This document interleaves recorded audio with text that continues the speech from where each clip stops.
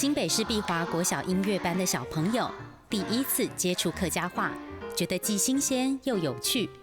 我觉得客法哪里某这句很好玩，因为跟国语不一样。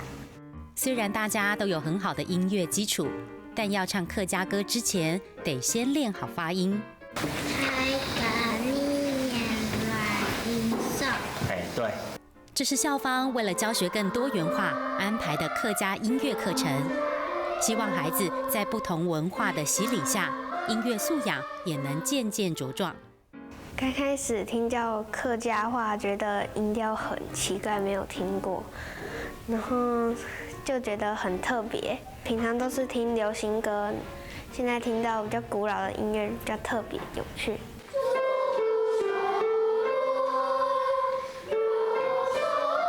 歌谣唱念学习客语更容易，而管弦乐则是让孩子走进客家音韵的世界。管弦乐融合客家音乐，对孩子们来说是一种全新的尝试。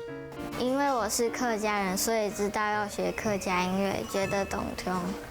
以前没有接触过，所以觉得很好玩。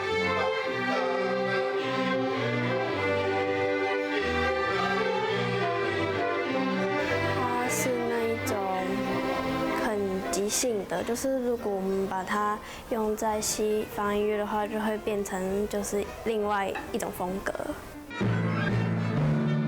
音乐没有文化的界限，无论是不是客家人，孩子的音乐世界都因为接触不同文化，变得更多彩多姿。